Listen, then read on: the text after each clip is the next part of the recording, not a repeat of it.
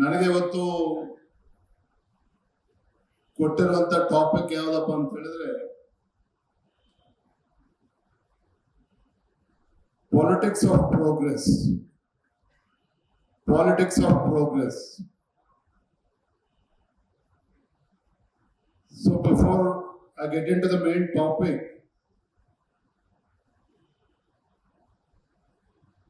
I would like to ask a simple question, but a very important question. Is there anyone who is sitting in this audience who does not wish to see the progress? ನಾವಿಲ್ಲಿ ಕೂತಿರ್ತಕ್ಕಂಥವರಲ್ಲಿ ನಮಗೆ ಅಥವಾ ನಮ್ಮ ಕುಟುಂಬಕ್ಕೆ, ನಮ್ಮ ಸಂಸ್ಥೆಗೆ ಅಥವಾ ನಮ್ಮ ದೇಶಕ್ಕೆ ಪ್ರಗತಿ ಇಷ್ಟ ಇಲ್ಲ ಅಂತಕ್ಕಂಥವ್ರು ಯಾರಾದ್ರೂ ಇದ್ರೆ ದಯವಿಟ್ಟು ಕೈ ಮೇಲ್ ಮಾಡಿ. ಯಾರಾದ್ರೂ ಇದ್ದೀರಾ? So the fact remains, everybody loves progress. Progress is nothing but growth. But today I have been given the topic, politics of progress. ನನಗೆ ತುಂಬಾ ಸಂತೋಷ ಆಗಿದೆ. ಯಾಕೆಂತ ಹೇಳಿದ್ರೆ ಬಹಳ ಅಪರೂಪ ಈ ರೀತಿ ಒಂದು ಟಾಪಿಕ್ ಅನ್ನು ಆಯ್ಕೆ ಮಾಡುವಂಥದ್ದು. ಮೊದಲನೇದಾಗಿ ರಾಜಕಾರಣಿಗಳು ಅಂತ ಹೇಳಿದ್ರೆ ಒಂದ್ ರೀತಿ ಜಿಗುಪ್ಸೆ ಇವತ್ತಿನ ಜನರಿಗೆ. ರಾಜಕಾರಣಿಗಳು ಅಂತ ಹೇಳಿದ್ರೆ ಒಂದ್ ರೀತಿ ಕೆಲವರಿಗೆ ಕೋಪ ಬರ್ತದೆ, ಕೆಲವರು ಬೇಸರ ಆಗ್ತದೆ, ಕೆಲವರಿಗೆ ಅಸಹ್ಯನೂ ಕೂಡ ಅನ್ನಿಸ್ಬೋದು. ಸೊ ಪೊಲಿಟಿಕ್ಸ್ ಆಫ್ ಪ್ರೋಗ್ರೆಸ್ ಅಂತ ಹೇಳಿದಾಗ it cannot be without politicians.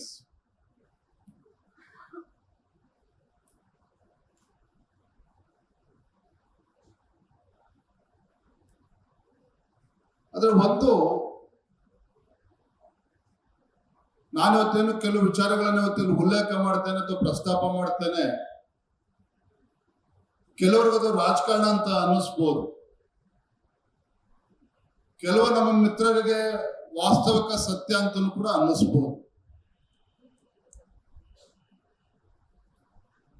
But let me be honest with you. I'm not speaking here today as a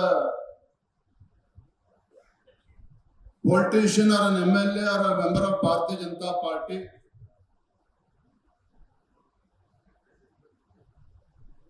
On this wonderful occasion, I want to express myself. ನಾನೊಬ್ಬ ನೈಜ ಭಾರತೀಯನಾಗಿ ನನ್ನ ದೇಶ ಯಾವ ದಿಕ್ಕಿನಲ್ಲಿ ಸಾಗಬೇಕು,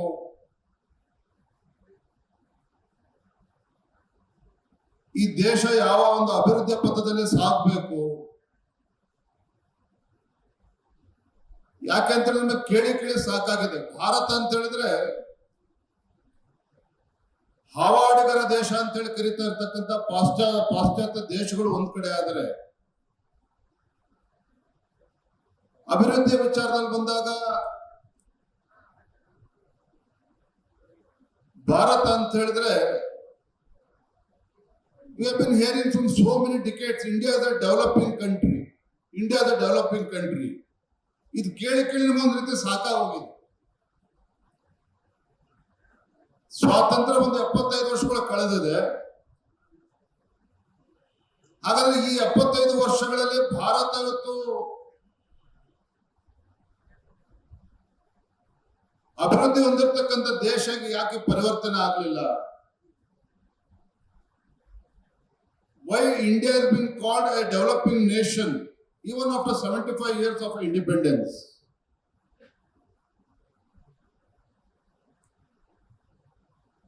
ಇದು ಇವತ್ತು ಚರ್ಚೆ ಆಗ್ಬೇಕಾಗಿದೆ.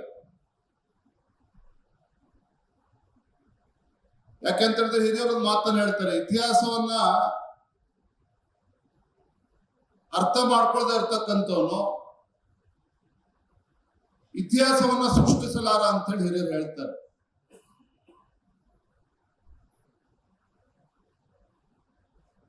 ಸೊ ಹಾಗಾದ್ರೆ ಭಾರತ ಅಂತಕ್ಕಂಥದ್ದು ಅಭಿವೃದ್ಧಿಶೀಲ ರಾಷ್ಟ್ರ ಆಗಿ ಪರಿವರ್ತನೆ ಆಗ್ಬೇಕು ಅಂತ ಹೇಳಿದ್ರೆ, if India has to emerge as a developed country, it's not just limited to political corridors. ದೆಹಲಿಯಲ್ಲಿ ಕೂತಿರ್ತಕ್ಕಂಥವ್ರು ಅಥವಾ ಬೆಂಗಳೂರಿನಲ್ಲಿ ಕೂತಿರ್ತಕ್ಕಂಥವ್ರು ಅವರಿಗಷ್ಟೇ ಸೀಮಿತ ಆಗಿರ್ತಕ್ಕಂಥದ್ದಲ್ಲ. ಇವತ್ತು ರಾಷ್ಟ್ರ ಅಭಿವೃದ್ಧಿ ಹೊಂದಿರತಕ್ಕಂಥ ರಾಷ್ಟ್ರಕ್ಕೆ ಪರಿವರ್ತನೆ ಆಗ್ಬೇಕು ಅಂತ ಹೇಳಿದ್ರೆ, ವೇದಿಕೆ ಮುಂಭಾಗದಲ್ಲಿ ಕೂತಿರ್ತಕ್ಕಂಥ ನಮ್ಮಂತ ಯುವ ಪೀಳಿಗೆ ಮತ್ತೆ ದೇಶದಲ್ಲಿರ್ತಕ್ಕಂಥ ಕೋಟ್ಯಾಂತರ ಯುವ ಪೀಳಿಗೆ ನಮಗೆ ಇವತ್ತು ಅನ್ನಿಸ್ಬೇಕಾಗಿದೆ, ನಾವಿವತ್ತು ಪಣವನ್ನ ತೊಡಬೇಕಾಗಿದೆ, ಶಪಥವನ್ನ ಮಾಡಬೇಕಾಗಿದೆ.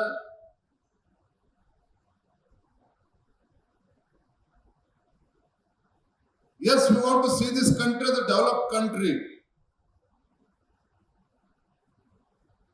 We would wish to see India as a global leader. We want to see India as a global leader. ಇದೆಲ್ಲ ಆಗ್ಬೇಕು ಅಂತ ಹೇಳಿದ್ರೆ ಇಂಥ ವೇದಿಕೆಗಳಲ್ಲಿ ಅಥವಾ ಬೇರೆ ಬೇರೆ ವೇದಿಕೆಗಳಲ್ಲಿ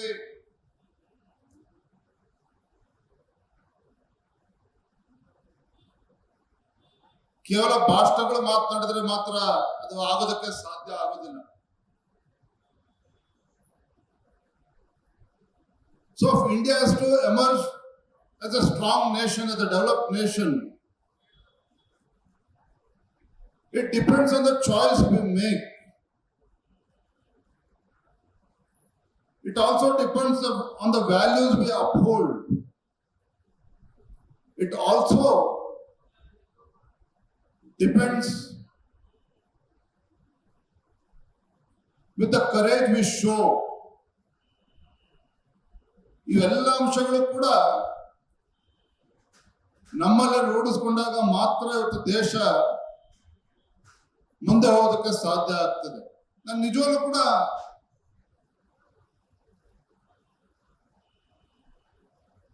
ಬೇರೆ ಬೇರೆ ದೇಶಗಳ ಜೊತೆ ಕಂಪೇರ್ ಮಾಡ್ಕೊಳ್ತಾ ಇದ್ರೆ ಒಂದು ರೀತಿ ಬೇಸರ ಆಗ್ತದೆ.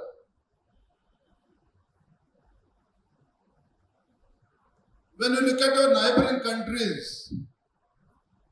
neighboring countries ಅಂತ ಹೇಳಿದ್ರೆ ಚೈನಾ ಜೊತೆ ನಾವು ಕಂಪೇರ್ ಮಾಡ್ಕೊಳ್ತೇವೆ. What was China in 1980s? 1980ರಲ್ಲಿ 90ರಲ್ಲಿ ಭಾರತಕ್ಕೂ ಚೈನಾಗೂ ಏನು ಬಹಳ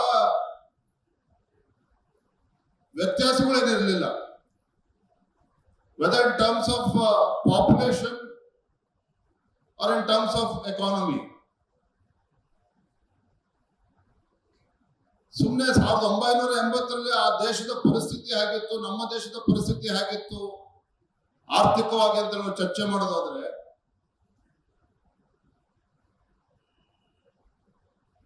in 1980s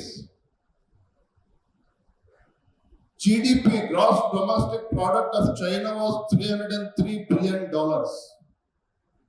whereas India, the GDP of India in 1980s was $186 billion. ಅದೇ ರೀತಿ ನಾವು ಪರ್ ಕ್ಯಾಪಿಟಾ ಇನ್ಕಮ್ ಅನ್ನು ಯೋಚನೆ ಮಾಡಿದ್ರೆ, in fact per capita income of India was much higher than China. India per capita income 1980s ಅಲ್ಲಿ ಎಷ್ಟಿತ್ತು ಅಂತ ಹೇಳಿದ್ರೆ $582 ಇದ್ರೆ ಚೈನಾದು $307 ಇತ್ತು. ಅಂದ್ರೆ ಚೈನಾಗಿಂತ ನಮ್ಮ ದೇಶದ ಪರ್ ಕ್ಯಾಪಿಟಾ ಇನ್ಕಮ್ ಚೆನ್ನಾಗಿತ್ತು. But in spite of this, where India went wrong or where China was successful?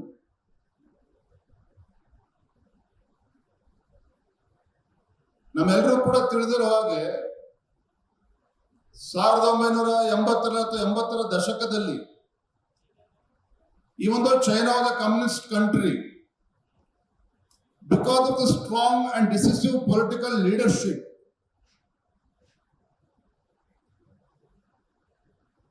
ಏನ್ ಮಾಡಿದ್ರು 80ರ ದಶಕದಲ್ಲಿ ಚೈನಾ ಇಟ್ ಓಪನ್ಡ್ ಅಪ್. ಚೈನಾದ ವಿದೇಶ ನೀತಿಗಳು ಇರಬಹುದು, ಸ್ಪೆಷಲ್ ಎಕನಾಮಿಕ್ ಝೋನ್ ಅನ್ನು ಶುರು ಮಾಡಿದ್ರು.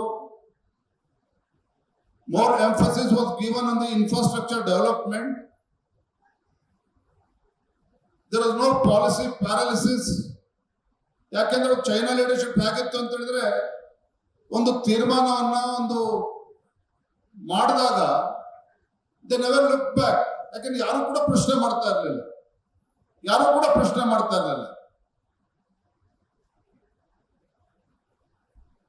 ಆದ್ರೆ ನಮ್ಮ ದೇಶದ ಪರಿಸ್ಥಿತಿ ಏನಿತ್ತು, ಆಗ ಇದ್ದಂತ ನಾಯಕತ್ವ ಅಥವಾ ಪೊಲಿಟಿಕಲ್ ಲೀಡರ್ಶಿಪ್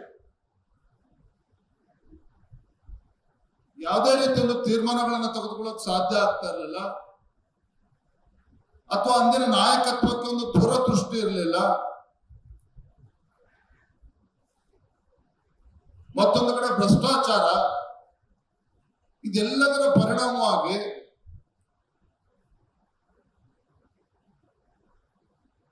ಆ ಸಂದರ್ಭದಲ್ಲಿ ಅಂದ್ರೆ what you call the golden period, China successfully went ahead. ಇವತ್ತಿಗೆ ಜಗತ್ತಿನಲ್ಲಿ ಒಂದು ದೊಡ್ಡ ಆರ್ಥಿಕ ಶಕ್ತಿಯಾಗಿ ಹೊರಹೊಮ್ಮಿದೆ. And China, today's China is $19.5 trillion economy. And almost they are overtaking America also for that matter. ಆದರೆ ನಮ್ಮ ದೇಶದ ಪರಿಸ್ಥಿತಿ ಬಗ್ಗೆ ಹೇಳೋದಾದ್ರೆ, 2014ರ ಪೂರ್ವದಲ್ಲಿ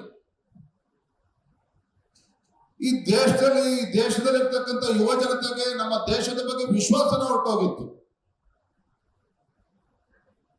ಈ ದೇಶದ ಯುವ ಜನತೆ ತನ್ನ ಭವಿಷ್ಯವನ್ನು ರೂಪಿಸ್ಕೋಬೇಕು ಅಂತ ಹೇಳಿದ್ರೆ,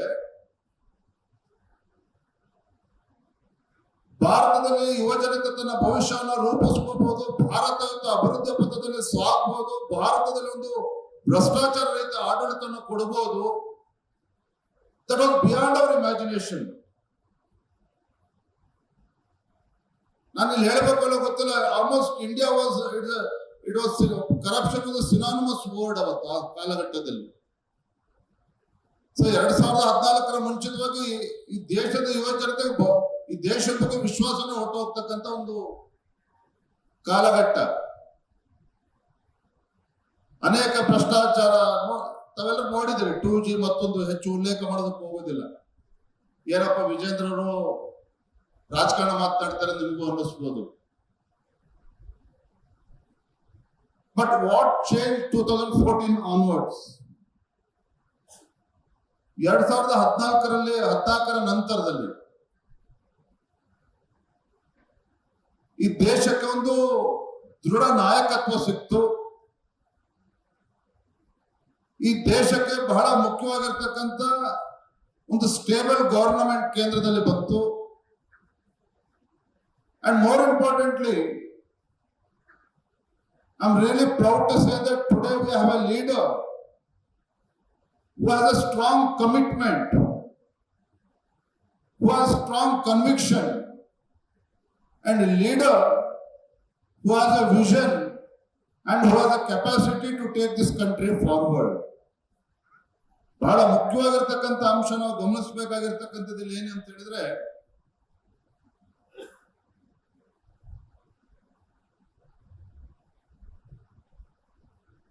ಈ ದೇಶದ ನಮ್ಮೆಲ್ಲರ ಹೆಮ್ಮೆಯ ಪ್ರಧಾನಮಂತ್ರಿ ನರೇಂದ್ರ ಮೋದಿಜಿಯವರು ಭಾರತವನ್ನ ಒಂದು ವಿಕಸಿತ ರಾಷ್ಟ್ರವನ್ನಾಗಿ ಪರಿವರ್ತನೆ ಮಾಡಬೇಕು ಅನ್ನುವ ಸಂಕಲ್ಪವನ್ನು ತೊಟ್ಟು, ನಾನು ಈ ದೇಶದ ಪ್ರಧಾನಮಂತ್ರಿ ಅಲ್ಲ, ದೇಶದ ಜನಸೇವಕ ಎನ್ನುವ ಭಾವನೆಯಿಂದ ಈ ದೇಶವನ್ನ ಮುನ್ನಡೆಸ್ತಕ್ಕಂಥ ಕೆಲಸವನ್ನು ಮಾಡ್ತಾ ಇದ್ದಾರೆ.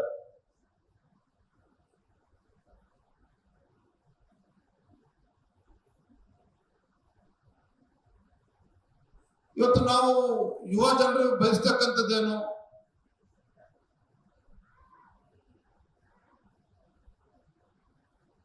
ನಮಗೆ ಯಾವ ರೀತಿ ಒಂದು ನಾಯಕತ್ವ ಬೇಕು ಅಂತ ಹೇಳಿದ್ರೆ, You want a leader who can take this country forward.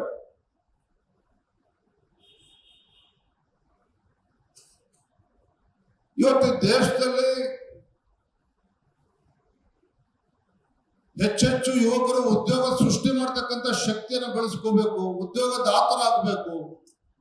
ಕೇವಲ ಉದ್ಯೋಗಗಳಾಗಿ ಪರದಾಡ್ತಕ್ಕಂಥದ್ದಲ್ಲ. So as a true citizen of this country, I would wish to see more employers than employees. India should emerge as a global leader. ಅದಾಗಬೇಕು ಅಂತ ಹೇಳಿದ್ರೆ ಒಂದು ದಿಟ್ಟ ನಾಯಕತ್ವ ಇದ್ದಾಗ ಮಾತ್ರ ಸಾಧ್ಯ ಅನ್ನೋದನ್ನ ನಾವು ಗಮನಿಸಬೇಕು. ವಿಶೇಷವಾಗಿ ನಾವು ಕನ್ನಡಿಗರ ಬಗ್ಗೆ ನಾವು ಪ್ರತಿಯೊಬ್ಬರು ಕೂಡ ಹೆಮ್ಮೆ ಪಡಬೇಕು. ಏನು ಅಣ್ಣ ಬಸವಣ್ಣನವರು ಅವರ ತತ್ವಗಳನ್ನ ಕಾಯಕವೇ ಕೈಲಾಸ, ಕಾಯಕದ ಮುಖೇನ ಕೈಲಾಸವನ್ನ ಕಾಣಬೇಕು ಅಂತಕ್ಕಂಥ ಶ್ರೇಷ್ಠ ಸಂದೇಶವನ್ನು ಕೊಟ್ಟಿರ್ತಕ್ಕಂಥ ಅಣ್ಣ ಬಸವಣ್ಣನವರಿಗೆ ಜನ್ಮ ಕೊಟ್ಟಿರ್ತಕ್ಕಂಥ ಪುಣ್ಯ ಭೂಮಿಯ ಮೇಲೆ ನಾವೆಲ್ಲರೂ ಕೂಡ ಇದ್ದೇವೆ. As we all know, Basavana did not preach dependence. He preached dignity. ಹಾಗಾಗಿ ನಾವು ಇವತ್ತು ಸಂಕಲ್ಪವನ್ನು ಮಾಡಬೇಕಾಗಿರುವಂತ ವಿಚಾರ ಏನಪ್ಪಾ ಅಂತ ಹೇಳಿದ್ರೆ, ನಮ್ಮ ಸಂಸ್ಕೃತಿ ಏನಿದೆ ಕಾಯಕ ಸಂಸ್ಕೃತಿ, ಆ ಕಾಯಕ ಸಂಸ್ಕೃತಿಯನ್ನ ಉಳಿಸ್ಕೊಂಡು ಬೆಳೆಸ್ಕೊಂಡು ಹೋಗ್ತಕ್ಕಂಥ ಕೆಲಸ ಮಾಡಿದಾಗ ಮಾತ್ರ ನಾವು ಮುಂದಿನ ದಿನಗಳಲ್ಲಿ ಯಶಸ್ಸನ್ನ ಕಾಣೋದಕ್ಕೆ ಸಾಧ್ಯ ಆಗ್ತದೆ. ಏನು ಕಾಯಕ ಅಂತ ಹೇಳಿದ್ರೆ honest work, integrity and self reliance. ಅಂದ್ರೆ ಪ್ರಾಮಾಣಿಕವಾಗಿ ದುಡಿತಕ್ಕಂಥದ್ದು, ಪ್ರಾಮಾಣಿಕತೆ ಜೊತೆಲಿ ಬದ್ಧತೆ ಮತ್ತು ಸ್ವಾವಲಂಬಿ, ಈ ಮೂರು ಅಂಶಗಳನ್ನ ನಾವು ಮನಸ್ಸಿನಲ್ಲಿ ಗಟ್ಟಿ ಮಾಡಿಕೊಂಡಾಗ ಮಾತ್ರ ನಾವು ಅಣ್ಣ ಬಸವಣ್ಣನವರ ಒಂದು ಕಾಯಕ ತತ್ವವನ್ನ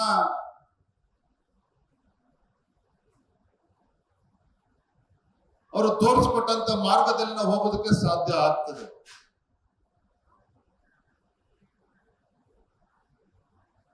ಬಂದೊಳ್ಳೆ India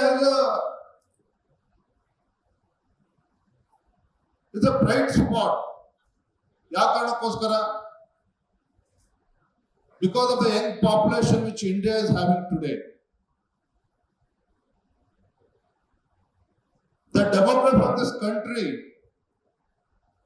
is a bright spot. The demography of the young population, although if it's taken in the right direction, this can be a big asset for the country. If this young population or young generation is not moving in the right direction, it might become a burden also. ಹಾಗಾಗಿ demographic advantage ಅನ್ನು hack ತೆಗೆದುಕೊಳ್ಬೇಕು, ಸರಿಯಾದ ರೀತಿ ಅವಕಾಶಗಳನ್ನು ನಿರ್ಮಾಣ ಮಾಡುವಂತ ಕೆಲಸದಲ್ಲಿ ಒಂದು ನಾಯಕತ್ವ ಮಾಡಿದಾಗ ಮಾತ್ರ, when demography is given opportunity,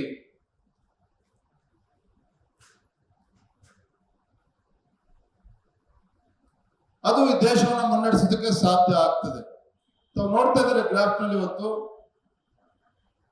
our India's population in the working age, what we are talking 15 to 64, ಶೇಕಡ 68% ಅಷ್ಟು ಇರ್ತಕ್ಕಂಥದ್ದು. ಮುಂದಿನ ಕೆಲವು ವರ್ಷಗಳಲ್ಲಿ 25 ಕೋಟಿ ಜನಸಂಖ್ಯೆ ಹೆಚ್ಚಾಗ್ತಕ್ಕಂಥದ್ದು. ಅಂದ್ರೆ from 73 crores to 98 crores working age population growth. ಇದು ನಿಜವಾಗ್ಲೂ ಕೂಡ ಇಡೀ ಜಗತ್ತಿನಲ್ಲಿ ಈ ಒಂದು ಅವಕಾಶ ಬೇರೆ ಯಾವುದೇ ದೇಶಕ್ಕೆ ಸಾಧ್ಯ ಇಲ್ಲ. ಆದ್ರೆ ಒಂದು ನಾನು ಪದೇ ಪದೇ ನಾವು ಹೇಳ್ತಕ್ಕಂಥದ್ದು, ಈ ಯುವ ಜನತೆಯನ್ನ ಒಂದು ಸರಿಯಾದ ದಿಕ್ಕಿನಲ್ಲಿ ತೆಗೆದುಕೊಂಡು ಹೋಗ್ತಕ್ಕಂಥ ಕೆಲಸ ಆಗ್ಬೇಕಾಗಿದೆ. ಹಾಗಾಗಿನೇ ದೇಶದ ಪ್ರಧಾನಮಂತ್ರಿಗಳು ನರೇಂದ್ರ ಮೋದಿಜಿಯವರು ಸ್ಕಿಲ್ ಇಂಡಿಯಾ ಬಗ್ಗೆ ಮಾತನಾಡ್ತಾ ಇದ್ದಾರೆ, ಮೇಕ್ ಇನ್ ಇಂಡಿಯಾ ಬಗ್ಗೆ ಮಾತನಾಡ್ತಾ ಇದ್ದಾರೆ, ಸ್ಮಾರ್ಟ್ ಸಿಟಿ ಬಗ್ಗೆ ನಾವು ಮಾತನಾಡ್ತಾ ಇದ್ದೇವೆ, ಈಸ್ ಆಫ್ ಡೂಯಿಂಗ್ ಬಿಸ್ನೆಸ್ ಬಗ್ಗೆ ನಾವು ಮಾತನಾಡ್ತಾ ಇದ್ದೇವೆ. ಇವ್ಯಾವು ಕೂಡ 2014 ಮುಂಚಿತವಾಗಿ ಯಾವನು ಕೂಡ ನಾವು ಚರ್ಚೆ ಮಾಡ್ತಾ ಇರಲಿಲ್ಲ. either you were least bothered ಅಥವಾ ಅಂತ ದೂರದೃಷ್ಟಿ ಇರ್ತಕ್ಕಂಥ ನಾಯಕತ್ವ ಕೂಡ ಈ ದೇಶಕ್ಕೆ ಇರಲಿಲ್ಲ. ಇದೆಲ್ಲದರ ಕಾರಣದಿಂದಾಗಿ ಇವತ್ತು ಭಾರತ ಯಾವ ಪ್ರಮಾಣದಲ್ಲಿ ಇವತ್ತು ಅಭಿವೃದ್ಧಿ ಆಗ್ಬೇಕಾಗಿತ್ತು, ಯಾವ ಪ್ರಮಾಣದಲ್ಲಿ ಇವತ್ತು ಆರ್ಥಿಕವಾಗಿ ಶಕ್ತಿಯುತ ರಾಷ್ಟ್ರವಾಗಿ ಪರಿವರ್ತನೆ ಆಗ್ಬೇಕಾಗಿತ್ತು, ಇದು ಆಗೋದಕ್ಕೆ ಸಾಧ್ಯ ಆಗಲಿಲ್ಲ. ಬಟ್ ಆದ್ರೆ ಇವತ್ತು ನನಗೆ ಹೆಮ್ಮೆ ಅನ್ನಿಸ್ತದೆ, ಈ ದೇಶದ ಹೆಮ್ಮೆಯ ಪ್ರಧಾನಮಂತ್ರಿ ನರೇಂದ್ರ ಮೋದಿಜಿಯವರ ಒಂದು ದೂರದೃಷ್ಟಿತ್ವ,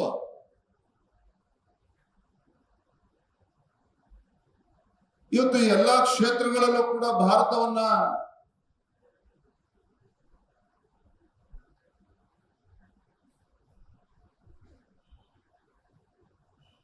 ಅಭಿವೃದ್ಧಿ ರಾಷ್ಟ್ರವಾಗಿ ಇವತ್ತು ಪರಿವರ್ತನೆ ಆಗ್ತಾ ಇರ್ತಕ್ಕಂಥದ್ದು ಕೂಡ ನಾವು ನೋಡ್ತಾ ಇದ್ದೇವೆ.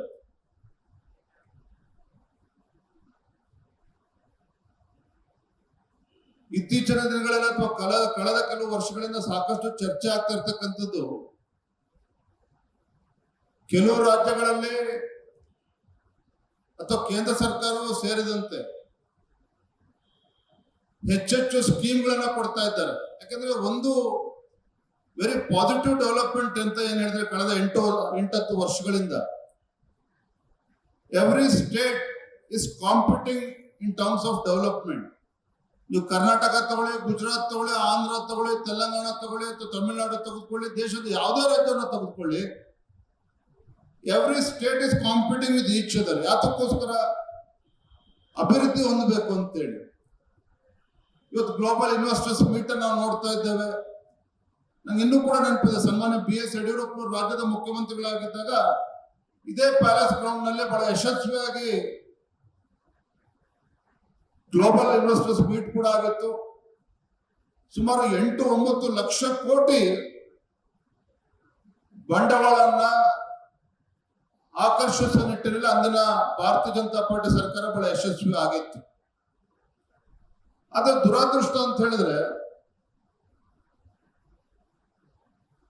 ಇವತ್ತಿನ ರಾಜಕೀಯ ವ್ಯವಸ್ಥೆ ಸ್ಕೀಮ್ಗಳಿಗಿಂತ ಹೆಚ್ಚು ಸ್ಕ್ಯಾಮ್ಗಳೇ ಆಗ್ತಾ ಇರ್ತಕ್ಕಂಥದ್ದು ಕೂಡ ನಾವು ನೋಡ್ತಾ ಇದ್ದೇವೆ. ನಮ್ಮ ರಾಜ್ಯದಿಂದನೂ ಕೂಡ ಅನೇಕ ಉದ್ಯಮಿಗಳು ಇವತ್ತು ನಮ್ಮ ರಾಜ್ಯವನ್ನು ಬಿಟ್ಟು ನೆರೆ ರಾಜ್ಯಗಳಿಗೆ ಹೋಗ್ತಾ ಇರ್ತಕ್ಕಂಥದ್ದು ಕೂಡ ನಾವು ನೋಡ್ತಾ ಇದ್ದೇವೆ. ಸೊ ಹಾಗಾಗಿ ಇವತ್ತಿನ ಯುವಜನತೆ ಅಪೇಕ್ಷಿಸುವಂಥದ್ದು ಏನು ಅಂತ ಹೇಳಿದ್ರೆ, ಯಾರು ಇವತ್ತು ಯುವಜನತೆಗೆ ಶಕ್ತಿಯನ್ನ ತುಂಬುತ್ತಾರೆ, leaders who can empower youth, that is the need of the hour. ಅದು ಬಹಳ ಅತ್ಯವಶ್ಯಕತೆ ಇವತ್ತು ಇರುವಂತದ್ದು. ಆ ನಿಟ್ಟಿನಲ್ಲಿ ಇವತ್ತು ನಮ್ಮ ದೇಶ ಒಂದು ದಿಟ್ಟ ನಾಯಕತ್ವದ ಅಡಿಯಲ್ಲಿ ಇವತ್ತು ದಾಪುಗಾಲು ಹಾಕ್ತಾ ಇರುವಂತದ್ದು ನಾವೆಲ್ಲರೂ ಕೂಡ ನೋಡ್ತಾ ಇದ್ದೇವೆ. ಒಂದು ನಾನು ಸಂದರ್ಭದಲ್ಲಿ ಹೇಳ್ತೇನೆ,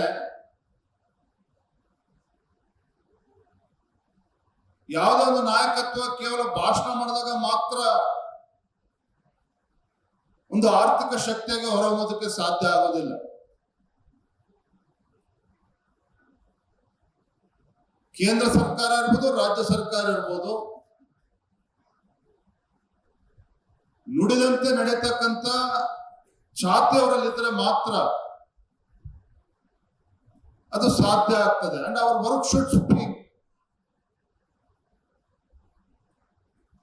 ಕಳೆದ 11 ವರ್ಷದಲ್ಲಿ ನರೇಂದ್ರ ಮೋದಿಜಿಯವರು ಅನೇಕ ಐತಿಹಾಸಿಕ ತೀರ್ಮಾನಗಳನ್ನ ಈ ದೇಶದಲ್ಲಿ ಅನುಷ್ಠಾನ ಮಾಡುವಂತ ಕೆಲಸ ಮಾಡಿದ್ದಾರೆ. Whether it's in terms of GST, make in India, startup India, ಈ ರೀತಿ ಅನೇಕ ಕಾರ್ಯಕ್ರಮಗಳನ್ನ, ಯೋಜನೆಗಳನ್ನ ಯುವ ಜನತೆಯನ್ನ ಕಣ್ಮುಂದೆ ಇಟ್ಕೊಂಡು, ಯಾಕೆ ಮತ್ತೆ ಮತ್ತೆ ಯುವ ಜನತೆ ಅಂತ ಹೇಳ್ತಾ ಇದ್ದೇನೆ ಅಂತ ಹೇಳಿದ್ರೆ, ನಮ್ಮ ದೇಶದ ಹೆಮ್ಮೆಯ ಪ್ರಧಾನಮಂತ್ರಿ ಭಾರತ 2047ನೇ ಇಸ್ವಿಗೆ ಒಂದು ಅಭಿವೃದ್ಧಿಶೀಲ ರಾಷ್ಟ್ರವನ್ನಾಗಿ ಪರಿವರ್ತನೆ ಮಾಡ್ತೇನೆ ಅಂತೇಳಿ ಒಂದು ಕನಸನ್ನು ಹಿಡ್ಕೊಂಡು ಮುಂದೆ ಹೋಗ್ತಾ ಇದ್ದಾರೆ ಅಂತ ಹೇಳಿದ್ರೆ, ಪ್ರಧಾನಮಂತ್ರಿ ನರೇಂದ್ರ ಮೋದಿಜಿಯವರು ವಿಶ್ವಾಸ ಇಟ್ಟಿರ್ತಕ್ಕಂಥದ್ದು ಯಾರ ಮೇಲೆ ಅಂತ ಹೇಳಿದ್ರೆ, ನಮ್ಮ ದೇಶದ ದೊಡ್ಡ ಆಸ್ತಿ ಸಂಪತ್ತು ಆಗಿರುವಂತ ನಮ್ಮ ಯುವ ಸಂಪತ್ತು.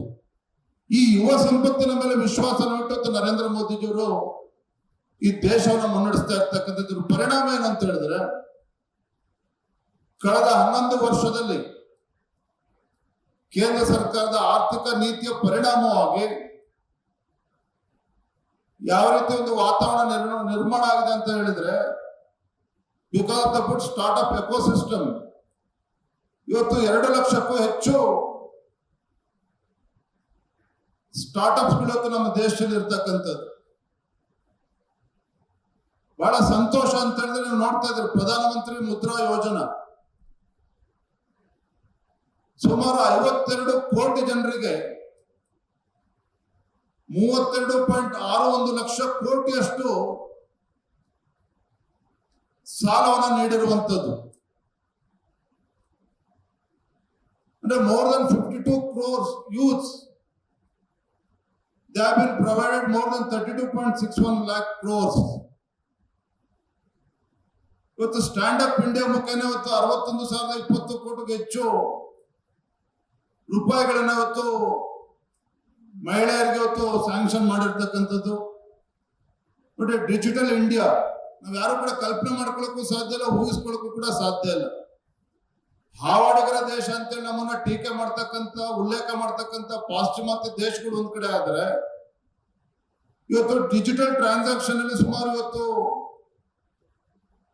28 ಲಕ್ಷ ಕೋಟಿಯಷ್ಟು ಇವತ್ತು ವಹಿವಾಟು ಆಗಿದೆ ಅಂತ ಹೇಳಿದ್ರೆ ನಾವು ಪ್ರತಿಯೊಬ್ರು ಕೂಡ ಹೆಮ್ಮೆ ಪಡುವಂತ ವಿಚಾರ ಇವತ್ತು. ಅದೇ ರೀತಿ ಸ್ಕಿಲ್ ಇಂಡಿಯಾ, ಪ್ರಧಾನಮಂತ್ರಿ ಕೌಶಲ್ಯ ಯೋಜನೆ, ಇದರಡಿಯಲ್ಲೂ ಕೂಡ ಇವತ್ತು 49 ಬಹುತೇಕ 50 ಲಕ್ಷ ಅಪ್ರೆಂಟಿಸ್ಶಿಪ್ ಟ್ರೈನಿಂಗ್ ಕೂಡ ಆಗಿರ್ತಕ್ಕಂಥದ್ದು. ಈ ರೀತಿ ಸಾಕಷ್ಟು ಬದಲಾವಣೆಗಳನ್ನು ನಾವು ಇವತ್ತು ನೋಡ್ತಾ ಇದ್ದೇವೆ. ಇದು ಪರಿಣಾಮ ಏನು ಅಂತ ಹೇಳಿದ್ರೆ,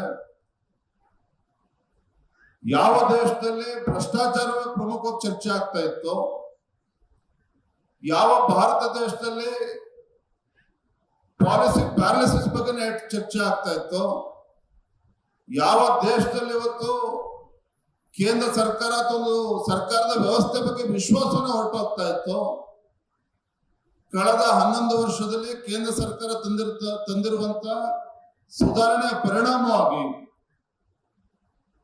ಈಸ್ ಆಫ್ ಡೂಯಿಂಗ್ ಬಿಸ್ನೆಸ್, ಅವರೇ ನಾನು ಮಾತನಾಡ್ತಾ ಇದ್ದೆ.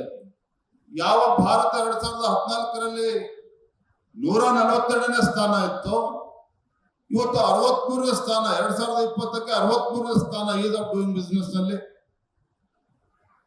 ಲಾಜಿಸ್ಟಿಕ್ಸ್ ಬಗ್ಗೆ ಅದರ ಮಹತ್ವ ನಮಗೆ ಗೊತ್ತಿರಲಿಲ್ಲ. ಕಳೆದ 11 ವರ್ಷದಲ್ಲಿ more than 12 lakh crores central government has invested on various infrastructure projects. ಅದು ಹೈವೇಸ್ ಇರ್ಬೋದು, ಪೋರ್ಟ್ಸ್ಗಳು ಇರ್ಬೋದು. ಇದೆಲ್ಲದರ ಪರಿಣಾಮವಾಗಿ ನಮ್ಮ ಗ್ಲೋಬಲ್ ರ್ಯಾಂಕಿಂಗ್ 2014ರಲ್ಲಿ 54ನೇ ಸ್ಥಾನದಲ್ಲಿದ್ರೆ ಇವತ್ತು 38ನೇ ಸ್ಥಾನಕ್ಕೆ ಬಂದಿರುವಂಥದ್ದು. ಎಕ್ಸ್ಪೋರ್ಟ್ಸ್ ಅಲ್ಲೂ ಕೂಡ ಯಾವ ರೀತಿ ನಾವು 67% ಇವತ್ತು ರೈಸ್ ಆಗಿರ್ತಕ್ಕಂಥದ್ದು. ಈ ರೀತಿ ಒಂದು ಅಮೂಲಾಗ್ರ ಬದಲಾವಣೆಯನ್ನು ನಮ್ಮ ದೇಶ ಆಗ್ತಾ ಇರುವಂಥದ್ದು. ಇದೆಲ್ಲದರ ಒಟ್ಟಾರೆ ಪರಿಣಾಮ ಏನಂತ ಹೇಳಿದ್ರೆ, 2014ರ ಪೂರ್ವದಲ್ಲಿ ಭಾರತ 12ನೇ ದೊಡ್ಡ ಒಂದು ಆರ್ಥಿಕ ಶಕ್ತಿಯಾಗಿದ್ದರೆ, ಕಳೆದ 11 ವರ್ಷ 2014ರಿಂದ 2025ರವರೆಗೆ ನರೇಂದ್ರ ಮೋದಿಜಿಯವರ ನಾಯಕತ್ವದಲ್ಲಿ ಇವತ್ತು Bharat, India emerged as the 4th largest economy. ನೀವು ಪ್ರಾಮಾಣಿಕ ಒಂದು ಕ್ಷಣ ಯೋಚನೆ ಮಾಡಿ, ನಾವು 2014 ಮುಂಚಿತವಾಗಿ ನನ್ನನ್ನು ಕೂಡ ಸೇರಿದಂತೆ ಇಲ್ಲಿ ಕೂತಿರ್ತಕ್ಕಂಥವ್ರು ಯಾರೂ ಸಹ ಇವತ್ತು ಭಾರತ ಒಂದು ದೊಡ್ಡ ಆರ್ಥಿಕ ಶಕ್ತಿಗೆ ಹೊರಹೊಮ್ಮಬೇಕು ಅಂತೇಳಿ ಕನ್ಸು ಕೂಡ ಆಲೋಚನೆ ಮಾಡೋದಕ್ಕೆ ಸಾಧ್ಯ ಇಲ್ಲ. ಅದ್ರ ಬಗ್ಗೆ ಚಿಂತನೆ ಕೂಡ ಮಾಡಕ್ ಆಗ್ತಾ ಇರಲಿಲ್ಲ. ಯಾಕೆಂದ್ರೆ ಅಸಾಧ್ಯ ಅಂತಕ್ಕಂಥ ಭಾವನೆ ನಿಮ್ಮಲ್ಲಿ ಎಲ್ಲರೂ ಕೂಡ ಇದ್ದಿರ್ತಕ್ಕಂಥದ್ದು. ಅಂದ್ರೆ ಅದಕ್ಕೆ ಪೂರಕವಾಗಿರ್ತಕ್ಕಂಥ ಯಾವುದೇ ಒಂದು ವಾತಾವರಣ ನಮ್ಮ ದೇಶದಲ್ಲಿ ಇರಲಿಲ್ಲ. ಹಾಗಾಗಿ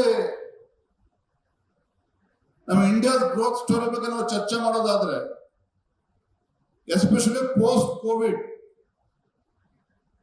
ಯಾವ ರೀತಿ ಜಗತ್ತಿನ ಅನೇಕ ರಾಷ್ಟ್ರಗಳು ಕೋವಿಡ್ ಸಂದರ್ಭದಲ್ಲಿ ತತ್ತರಿಸಿ ಹೋದ್ವು ಅನ್ನೋದು ಕೂಡ ನಿಮಗೆ ಗೊತ್ತಿದೆ. ಆದ್ರೆ because of the dynamic leadership which India has today, ಅಂತ ಕ್ಲಿಷ್ಟಕರ ಸಂದರ್ಭದಲ್ಲೂ ಕೂಡ ಒಂದು ಭಾರತವನ್ನ ಸರಿದಿಕ್ಕಿನಲ್ಲಿ ತೆಗೆದುಕೊಂಡು ಹೋಗ್ತಕ್ಕ ನಿಟ್ಟಿನಲ್ಲಿ ಯಾವಾಗ ನಮ್ಮ ನಾಯಕತ್ವ ಯಶಸ್ವಿ ಆಯಿತು,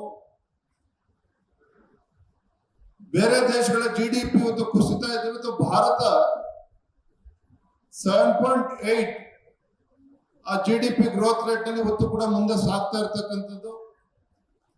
ಇವತ್ತು ನನ್ಗೆ ಹೆಮ್ಮೆ ಅನಿಸ್ತದೆ. ಹಿಂದೆ 15 ವರ್ಷ 20 ವರ್ಷದ ಕೆಳಗೆ ಭಾರತದ ಪ್ರಧಾನಮಂತ್ರಿ ಅಮೆರಿಕಕ್ಕೆ ಹೋಗ್ತಾರೆ ಅಂತ ಹೇಳಿದ್ರೆ ಒಂದ್ ರೀತಿ ಭಿಕ್ಷಾ ಪಾತ್ರ ಇಟ್ಕೊಂಡು ಹೋಗ್ತಾ ಇದ್ರು. ನಾನು ಟೀಕೆ ಮಾಡ್ತಲ್ಲ, ಇಟ್ ಇಸ್ ಅ ಫ್ಯಾಕ್ಟ್.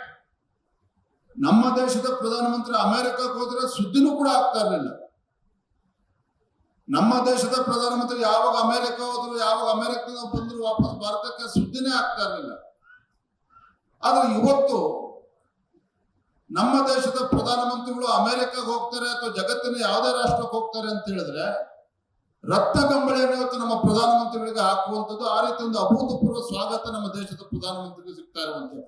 ಇದು ಈ ದೇಶದ ಪ್ರಧಾನಮಂತ್ರಿಗಲ್ಲ, ಈ ದೇಶದ ಪ್ರತಿಯೊಬ್ಬ ಭಾರತೀಯರಿಗೂ ಸಿಗ್ತಾ ಇರ್ತಕ್ಕಂಥ ಗೌರವ ಅನ್ನೋದನ್ನು ಕೂಡ ನಾವಿವತ್ತು ಅರ್ಥ ಮಾಡ್ಕೋಬೇಕಾಗಿದೆ.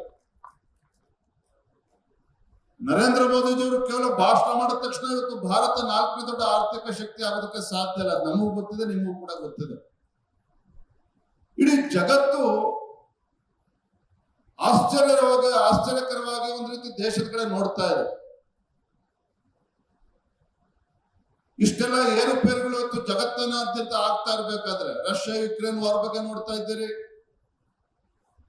ಇಸ್ರೇಲ್ ಪ್ಯಾಲೆಸ್ಟೈನ್ ಮಧ್ಯೆ ಯಾವ ರೀತಿ ಯುದ್ಧ ನಡೀತಾ ಇತ್ತು ಅದನ್ನು ಕೂಡ ತಾವು ನೋಡ್ತಾ ಇದ್ದೀರಿ. ಹೇಗೆ ಅಮೆರಿಕ ನಡ್ಕೊಳ್ತದೆ ಅದನ್ನು ಕೂಡ ನಾವು ನೋಡ್ತಾ ಇದ್ದೀವಿ.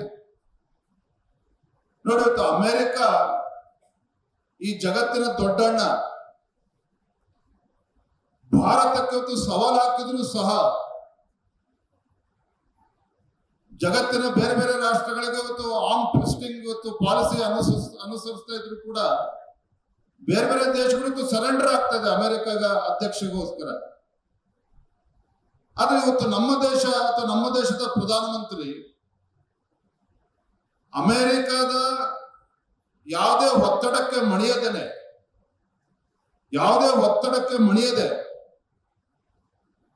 ಇವತ್ತು ಜಗತ್ತಿನ ಬೇರೆ ಬೇರೆ ರಾಷ್ಟ್ರಗಳ ಜೊತೆ ಸಂಬಂಧವನ್ನ ಸುಧಾರಣೆ ಮಾಡಿಕೊಂಡು, ಯಾವ ರೀತಿ ಮೊನ್ನೆ ದಿನ ಯುರೋಪಿಯನ್ ಯೂನಿಯನ್ ಜೊತೆಲೂ ಕೂಡ ನಾವು ಒಡಂಬಡಿಕೆ ಆಯ್ತು, ಅದನ್ನು ಕೂಡ ತಾವು ನೋಡ್ತಾ ಇದ್ದೀರಿ. ಅಂದ್ರೆ ಈ ರೀತಿ ದಾಪುಗಾಲಾಗ್ತಾ ಇರ್ತಕ್ಕಂಥ ನಮ್ಮ ದೇಶದ ನಾಯಕತ್ವ ನನಗೆ ಹೆಮ್ಮೆ ಅನಿಸ್ತದೆ. ಇವತ್ತು ನನಗೆ ಜಗತ್ತಿನ 29 ರಾಷ್ಟ್ರಗಳು, ರಷ್ಯಾ ಇರ್ಬೋದು, ಅಮೆರಿಕ ಇರ್ಬೋದು, ಅಫ್ಘಾನಿಸ್ತಾನ ಇರ್ಬೋದು, ಸೌದಿ ಅರೇಬಿಯಾ ಇರ್ಬೋದು, ಜಗತ್ತಿನ 29 ರಾಷ್ಟ್ರಗಳು ನಮ್ಮ ಪ್ರಧಾನಮಂತ್ರಿಗಳಿಗೆ ಹೈಯೆಸ್ಟ್ ಸಿವಿಲಿಯನ್ ಅವಾರ್ಡ್ಸ್ ಇವತ್ತು ನೀಡಿರುವಂತದ್ದು ನಾವು ಪ್ರತಿಯೊಬ್ಬರು ಕೂಡ ಹೆಮ್ಮೆ ಪಡುವಂತ ವಿಚಾರ. ತಮಗೆ ಗೊತ್ತಿರಲಿ, ರಾಜಕೀಯ ಟೀಕೆಗಳು ಒಂದ್ ಕಡೆ ಇಡಿ, ಯಾವ ರೀತಿ ಇವತ್ತು ದೇಶ ಮುಂದೆ ಹೋಗ್ತಾ ಇದೆ ಅಂತ ಹೇಳಿದ್ರೆ 2014 ಪೂರ್ವದಲ್ಲಿ ನಮ್ಮ ಡಿಫೆನ್ಸ್ ಬಜೆಟ್ ಎಷ್ಟಿತ್ತು ಅಂತ ಹೇಳಿದ್ರೆ 2,65,000 ಕೋಟಿ ಬಜೆಟ್ ಇತ್ತು. ಆದ್ರೆ ಮೊನ್ನೆ 2023ರಲ್ಲಿ 23-24ರಲ್ಲಿ ಡಿಫೆನ್ಸ್ಗೆ ಕೊಟ್ಟಿರ್ತಕ್ಕಂಥ ಟೋಟಲ್ ಬಜೆಟ್ ಅಲೋಕೇಶನ್ ಎಷ್ಟಿದೆ ಅಂತ ಹೇಳಿದ್ರೆ 6,75,000 ಕೋಟಿ ಡಿಫೆನ್ಸ್ ಸೆಕ್ಟರ್ಗೆ ನೀಡಿರುವಂತದ್ದು. ಇವತ್ತು ನಾವು ಯಾರು ಕೂಡ ಇವತ್ತು ನಕ್ಸಲಿಸಂ ಬಗ್ಗೆ ಯಾರು ಕೂಡ ಚರ್ಚೆ ಮಾಡ್ತಾ ಇಲ್ಲ. ಏನ್ ನಕ್ಸಲಿಸಂಗೆ ನಮ್ಗೆ ಏನ್ ಸಂಬಂಧ ಅಂತ ನೀವು ಭಾವಿಸ್ಬೋದು. ನಾ ಹೇಳೋದಕ್ಕೆ ಕಾರಣ ಇದೆ. ಇದೇ 10, 15, 20 ವರ್ಷದ ಕೆಳಗೆ ನಕ್ಸಲಿಸಂ ಅನ್ನ ಹಾವಳಿಯ ಪರಿಣಾಮವಾಗಿ ಯಾವ ರೀತಿ ಇವತ್ತು ದೇಶ ತತ್ತರಿಸಿ ಹೋಗಿತ್ತು ಅನ್ನೋದನ್ನ ತಾವು ನೋಡ್ತಾ ಇದ್ದೀವಿ. ಬಹುತೇಕ 15, 16 ರಾಜ್ಯಗಳಲ್ಲಿ ಇವತ್ತು ನಕ್ಸಲಿಸಂ ಹಾವಳಿ. ನಮ್ಮ ದೇಶದ 150ಕ್ಕೂ ಹೆಚ್ಚು ಜಿಲ್ಲೆಗಳಲ್ಲಿ ನಕ್ಸಲಿಸಂ ದುಷ್ಪರಿಣಾಮಗಳಿತ್ತು ಅದರ ಪರಿಣಾಮವಾಗಿ. ಆದ್ರೆ ಇವತ್ತು ಕಳೆದ 11 ವರ್ಷದಲ್ಲಿ ಒಂದು ದಿಟ್ಟ ನಿರ್ಧಾರವನ್ನು ತೆಗೆದುಕೊಂಡಿರ್ತಕ್ಕಂಥ ಪರಿಣಾಮವಾಗಿ ಕೇವಲ 12 ಜಿಲ್ಲೆಗಳಲ್ಲಿ ಮಾತ್ರ ನಕ್ಸಲಿಸಂ ಮತ್ತು ಸ್ವಲ್ಪ ಉಸಿರಾಡ್ತಾ ಇದೆ. ಅದನ್ನು ಕೂಡ ಬುಡ ಸಮೇತ ಕಿತ್ತಾಕುವಂತ ಕೆಲಸ ಕೇಂದ್ರ ಸರ್ಕಾರ ನರೇಂದ್ರ ಮೋದಿ ಮಾಡ್ತಾ ಇದ್ದಾರೆ. ಯಾಕೆ ಇವೆಲ್ಲವೂ ಅಂತ ಹೇಳ್ತಾ ಇದ್ದೀನಿ ಅಂತಂದ್ರೆ ದೇಶದ ಇಂಟರ್ನಲ್ ಸೆಕ್ಯೂರಿಟಿ ಅದು ಕೂಡ ಅಷ್ಟೇ ಮುಖ್ಯ. ಭಾರತ ಅಭಿವೃದ್ಧಿ ಪಥದಲ್ಲಿ ಸಾಗಬೇಕು ಅಂತ ಹೇಳಿದ್ರೆ ಪಕ್ಕದ ಬಾಂಗ್ಲಾದೇಶದಲ್ಲಿ ನೋಡ್ತಾ ಇದ್ದೀರಿ ಯಾವ ರೀತಿ ಪರಿಸ್ಥಿತಿ ಇದೆ ಅಂತೇಳಿ. ಶ್ರೀಲಂಕಾದಲ್ಲಿ ಯಾವ ರೀತಿ ಪರಿಸ್ಥಿತಿ ಇದೆ ಅಂತ ತಾವು ನೋಡ್ತಾ ಇದ್ದೀರಿ. ಪಾಕಿಸ್ತಾನದಲ್ಲಿ ಯಾವ ರೀತಿ ಪರಿಸ್ಥಿತಿ ಇದೆ ಅಂತ ತಾವೆಲ್ಲರೂ ಕೂಡ ನೋಡ್ತಾ ಇದ್ದೀರಿ.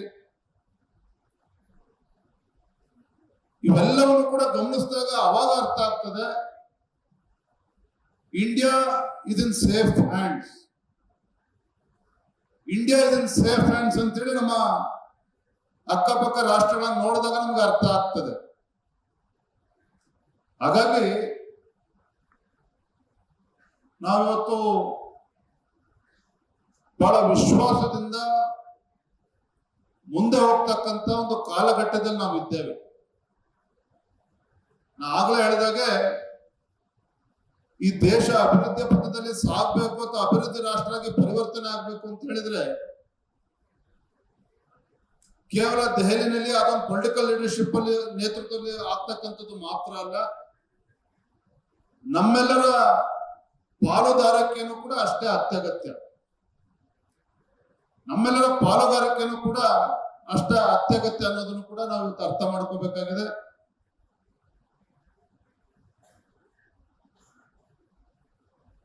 ಈ ದೇಶದಲ್ಲಿ ಭ್ರಷ್ಟಾಚಾರ ಇಲ್ಲ ಸರ್ಕಾರ ನಡೀತದೆ ಅಂತ ನಾವು ಯಾರು ಕೂಡ ಊಹಿಸ್ಕೊಳ್ಳೋಕ್ಕೂ ಕೂಡ ಸಾಧ್ಯ ಇಲ್ಲ.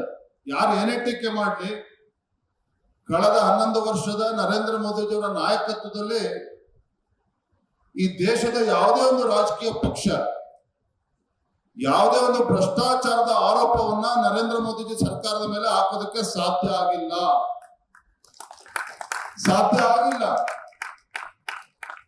ಇವತ್ತು ಇದೆಲ್ಲವೂ ಕೂಡ ನಮ್ಗೆ ಸಣ್ಣದು ಅನ್ಸ್ಬೋದು. ಈ ದೇಶದಲ್ಲಿ ಭ್ರಷ್ಟಾಚಾರ ರಹಿತ ಆಡಳಿತ ನಡೀತಾ ಇದೆ. ಈ ದೇಶದಲ್ಲಿ ಇವತ್ತು ನಕ್ಸಲಿಸಂ ಹಾವಳಿ ಕಡಿಮೆ ಆಗಿದೆ. ಇವತ್ತು ನಮಗೆ ಸಣ್ಣದು ಅಂತ ಅನ್ನಿಸ್ಬೋದು. ಆದ್ರೆ 15 ವರ್ಷ 20 ವರ್ಷ ಹಿಂದೆ ನಮ್ಮ ಪರಿಸ್ಥಿತಿ ಆಗಿತ್ತು. ಹಾಗಾದ್ರೆ ಹಾಗಾಗಿ ನೀವೆಲ್ಲರೂ ಸಹ ವಿಶ್ವಾಸದಿಂದ ಹೆಜ್ಜೆಯನ್ನ ಮುನ್ನಡೆತಕ್ಕಂಥ ಕಾಲಘಟ್ಟದಲ್ಲಿ ನಾವಿದ್ದೇವೆ. ಆತ್ಮವಿಶ್ವಾಸದಿಂದ ಮುಂದೆ ನುಗ್ಗುವಂತ ಒಂದು ಕಾಲಘಟ್ಟದಲ್ಲಿ ನಾವಿದ್ದೇವೆ. ಆದ್ರೆ ಒಂದು ನಾವು ಯಾವತ್ತೂ ಕೂಡ ನೆನ್ಪಿಡ್ಕೋಬೇಕಾಗಿರ್ತಕ್ಕಂಥದ್ದು, ಆಗ್ಲೇ ಹೇಳಿದಾಗ ಅಣ್ಣ ಬಸವಣ್ಣನವರ ಕಾಯಕ ತತ್ವ ಇವತ್ತು 12ನೇ ಶತಮಾನದಲ್ಲಿ ಅಣ್ಣ ಬಸವಣ್ಣನವರು ಹೇಳಿದ್ರು ಸಹ ಅಂದು ಇಂದು ಎಂದೆಂದಿಗೂ ಸಹ ಎಲ್ಲಿಯವರೆಗೆ ಆ ಸೂರ್ಯನ ಕಿರಣಗಳು ಭೂಮಿ ಮೇಲೆ ಬೀಳ್ತಾ ಇರುತ್ತೆ ಅಲ್ಲಿಯವರೆಗೂ ಸಹ ಅಣ್ಣ ಬಸವಣ್ಣನವರ ತತ್ವಗಳನ್ನು ನಾವು ಅನುಸರಿಸಬೇಕಾಗಿರ್ತಕ್ಕಂಥ ಅವಶ್ಯಕತೆ ಇದೆ. ಕಾಯಕ ತತ್ವವನ್ನ,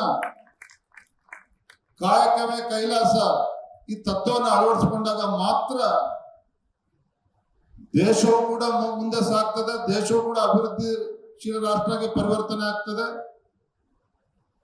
ದೇಶ ಅಭಿವೃದ್ಧಿ ಆಗುತ್ತೆ ಅಂತ ಹೇಳಿದ್ರೆ ನಾವು ಕೂಡ ಈ ಯಶೋಗಾಥೆಯಲ್ಲಿ ನಾವು ಕೂಡ ಪಾತ್ರಧಾರಿಗಳು ಕೂಡ ಇರ್ತೇವೆ, ಸೂತ್ರಧಾರಿಗಳು ಕೂಡ ನಾವು ಇರ್ತೇವೆ. ನಮ್ಮೆಲ್ಲರ ಯಶಸ್ಸು ಈ ದೇಶದ ಯಶಸ್ಸು ಅನ್ನೋದನ್ನು ಕೂಡ ನಾವು ಇವತ್ತು ಅರ್ಥ ಮಾಡಿಕೊಂಡಾಗ ಮಾತ್ರ ನಾವೆಲ್ಲರೂ ಕೂಡ ಒಟ್ಟಾಗಿ ಒಂದಾಗಿ ಹೆಜ್ಜೆ ಇಟ್ಟಾಗ ಮಾತ್ರ ನಾವು ಯಶಸ್ಸನ್ನ ಕಾಣೋದಕ್ಕೆ ಸಾಧ್ಯ ಆಗ್ತದೆ ಅನ್ನೋ ಮಾತನ್ನ ಸಂದರ್ಭದಲ್ಲಿ ಹೇಳ್ತಾ, ಇನ್ನು ಹೆಚ್ಚು ಸಮಯವನ್ನ ತೆಗೆದುಕೊಳ್ಳದೇನೆ ನಿಮ್ಮ ತಾಳ್ಮೆಯನ್ನ ಪರೀಕ್ಷೆ ಮಾಡದೇನೆ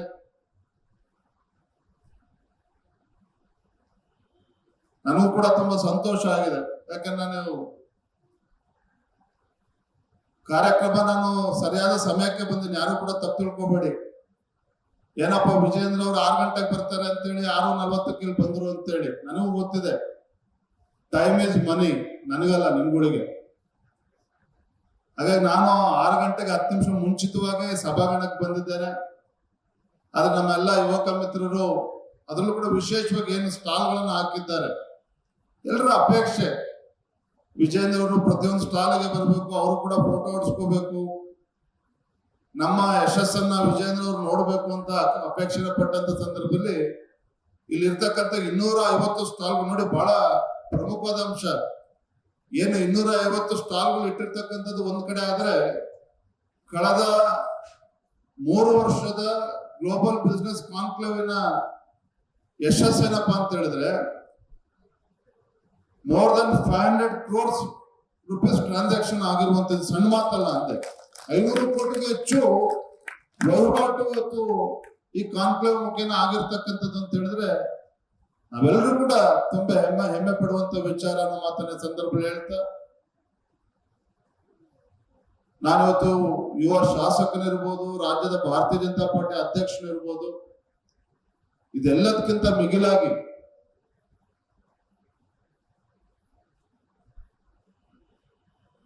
ಈ ಸಮಾಜದಲ್ಲೂ ಕೂಡ ನಾನು ಗುರುತಿಸ್ಕೊಂಡು ರಾಜ್ಯದಲ್ಲಿ ಎಲ್ಲೇ ಹೋದ್ರು ಸಹ ನಮ್ಮ ಯಡಿಯೂರಪ್ಪವ್ರ ಮಗ ಅಂತ ಹೇಳ್ತಾರೆ. ಅದೇ ನನಗೆ ಹೆಮ್ಮೆ. ಸನ್ಮಾನ್ಯ ಯಡಿಯೂರಪ್ಪವ್ರನ್ನ ಕೊಟ್ಟಿರ್ತಕ್ಕಂಥ ದೊಡ್ಡ ಆಸ್ತಿ ಏನಪ್ಪಾ ಅಂತ ಹೇಳಿದ್ರೆ, ಯಡಿಯೂರಪ್ಪರು 4 ಬಾರಿ ರಾಜ್ಯದ ಮುಖ್ಯಮಂತ್ರಿಗಳಾಗಿ ಕೋಟ್ಯಾಂತರ ಜನರ ಒಂದು ಪ್ರೀತಿಯನ್ನ ಸಂಪಾದನೆ ಮಾಡಿದ್ರು. ಆ ಸಂಪಾದನೆ ಆಸ್ತಿಯನ್ನ ಬಳುವಳಿಯಾಗಿ ಇವತ್ತು ನನಗೆ ತಂದೆಯವರನ್ನ ಕೊಟ್ಟು ಹೋಗಿರುವಂತದ್ದು. ಹಾಗಾಗಿ ಇವತ್ತು ತಂದೆಯವ್ರಿಗೆ ಇಲ್ಲೇ TV9 ಇದೇ ಪ್ಯಾಲೇಸ್ ಗ್ರೌಂಡಲ್ಲಿ ಅವರು ಕೂಡ ಲೈಫ್ ಟೈಮ್ ಅಚೀವ್ಮೆಂಟ್ ಅವಾರ್ಡ್ಸ್ ಕೂಡ ಇವತ್ತು ತಂದೆ ಯಡಿಯೂರಪ್ಪನಿಗೆ ಕೊಡ್ತಾ ಇದ್ದಾರೆ. ಆ ಕಾರ್ಯಕ್ರಮ ಕೂಡ ಇವತ್ತು ಹೋಗ್ಬೇಕಾಗಿದೆ. ಒಂದೇ ಒಂದು ಹೇಳಿ ನನ್ನ ಮಾತನ್ನು ಮುಗಿಸ್ತೇನೆ. ನಾನು ಯಾವಾಗಲೂ ಕೂಡ ಸಭೆಯಲ್ಲಿ ಒಂದು ಮಾತನ್ನ ಹೇಳ್ತಾ ಇರ್ತಿತ್ತು, ವೀರಶೈವ ಲಿಂಗಾಯತ ಸಮಾಜ ಅಂತ ಹೇಳಿದ್ರೆ ಒಂದು ಬೃಹತ್ ಆಲದ ಮರ ಇದ್ದ ಹಾಗೆ. ಆಲದ ಮರ ಹೇಗೆ ಎಲ್ಲರಿಗೂ ಕೂಡ ನೆರಳು ಕೊಡ್ತದೋ, ಇವತ್ತು ನಮ್ಮೆಲ್ಲರ ಹೆಮ್ಮೆ ವೀರಶೈವ ಲಿಂಗಾಯತ ಸಮಾಜ ಈ ರಾಜ್ಯದಲ್ಲಿರ್ತಕ್ಕಂಥ ಎಲ್ಲ ಇತರ ಸಮಾಜಗಳಿಗೂ ಕೂಡ ನೆರಳು ಕೊಡ್ತಕ್ಕಂಥ ಶಕ್ತಿ ನಮ್ಮ ಸಮಾಜಕ್ಕಿದೆ. ಆ ಶಕ್ತಿಯನ್ನ ವೃದ್ಧಿ ಮಾಡಿಕೊಂಡು ಏನು ಅಣ್ಣ ಬಸವಣ್ಣನವರು ಹೇಳಿದಂತೆ, ಇವ ನಾರವ ಎನ್ನದಿರೆಯ, ಇವ ನಮ್ಮವ ಎಂದೆನಿಸೆಯ, ಈ ತತ್ವವನ್ನ ಅಕ್ಷರಶಃ ಪಾಲನೆ ಮಾಡಿದಾಗ ಮಾತ್ರ ನಮ್ಮ ಸಮಾಜವು ಕೂಡ ಮುಂಚೂಣಿಗೆ ಬರ್ತದೆ. ನಮ್ಮ ಸಮಾಜ ಮುಂಚೂಣಿಗೆ ಬಂದ್ರೆ ಇತರ ಕಾಯಕ ಸಮುದಾಯಗಳು ಕೂಡ ಮುಂಚೂಣಿಗೆ ಬರೋದಕ್ಕೆ ಸಾಧ್ಯ ಆಗ್ತದೆ. ನಮ್ಮ ಸಮಾಜ ಮುಂದೆ ಬಂದಾಗ, ಕಾಯಕ ಸಮುದಾಯಗಳು ಮುಂದೆ ಬಂದಾಗ ಕರ್ನಾಟಕ ರಾಜ್ಯವು ಕೂಡ ಇವತ್ತು ಅಭಿವೃದ್ಧಿ ಪಥದಲ್ಲಿ ಮುಂದೆ ಬರೋದಕ್ಕೆ ಸಾಧ್ಯ ಆಗ್ತದೆ. ಅಂತ ಶಕ್ತಿ ಕರ್ನಾಟಕ ರಾಜ್ಯದಲ್ಲಿ ಇವತ್ತು ಯಾವ್ದಾರ ಸಮಾಜಕ್ಕೆ ಇದೆ ಅಂತ ಹೇಳಿದ್ರೆ ಅದು ನಮ್ಮೆಲ್ಲರ ಹೆಮ್ಮೆಯ ವೀರಶೈವ ಲಿಂಗಾಯತ ಸಮಾಜಕ್ಕಿದೆ ಅನ್ನೋದನ್ನ ಈ ಸಂದರ್ಭದಲ್ಲಿ ಹೇಳ್ತಾ, ನನಗೂ ಕೂಡ ತುಂಬಾ ಸಂತೋಷ ಆಗಿದೆ. ಇಂಥ ಒಂದು ವೇದಿಕೆ ನನ್ನನ್ನು ಕೂಡ ಕರೆಸಿ ಕೆಲವು ವಿಚಾರಗಳನ್ನ, ನನ್ನ ಅನಿಸಿಕೆಗಳನ್ನ ನಿಮ್ಮೊಂದಿಗೆ ಹಂಚ್ಕೊಳ್ಳೋದಕ್ಕೆ ಅವಕಾಶ ಮಾಡಿಕೊಟ್ಟಿರ್ತಕ್ಕಂಥ ಎಲ್ಲ ನಮ್ಮ ಯುವಕ ಮಿತ್ರರಿಗೆ ವಂದಿಸ್ತಾ, ಅರ್ಧ ಗಂಟೆಗೂ ಹೆಚ್ಚು ಕಾಲ ಮಾತನಾಡಿದ್ರು ಸಹ ಬಹಳ ತಾಳ್ಮೆಯಿಂದ ಕೂತು ಆಲಿಸಿರ್ತಕ್ಕಂಥ ತಮ್ಮೆಲ್ಲರೂ ಕೂಡ ಈ ಸಂದರ್ಭದಲ್ಲಿ ವಂದಿಸ್ತಾ, ತಮ್ಮೆಲ್ಲರೂ ಕೂಡ ಯಶಸ್ಸಾಗ್ಲಿ, ತಮ್ಮೆಲ್ಲರ ಭವಿಷ್ಯ ಉಜ್ವಲವಾಗಿರ್ಲಿ ಅಂತೇಳಿ ಹಾರೈಸ್ತಾ, ಮತ್ತೊಮ್ಮೆ ಈ ಒಂದು ಕಾನ್ಕ್ಲೇವ್ ಇನ್ನೂ ಕೂಡ ಯಶಸ್ವಿಯಾಗಿ ಮುಂದಿನ ದಿನಗಳು ಕೂಡ ಎತ್ತರಕ್ಕೆ ಬೆಳೆಯಲಿ ಅಂತ ಹೇಳ್ತಾ ತಮ್ಮೆಲ್ಲರೂ ಕೂಡ ವಂದಿಸಿ ನನ್ನ ಮಾತನ್ನು ಮುಗಿಸ್ತಾ ಇದ್ದೇನೆ. ನಮಸ್ಕಾರ. ಜೈ ಹಿಂದ್, ಜೈ ಕರ್ನಾಟಕ.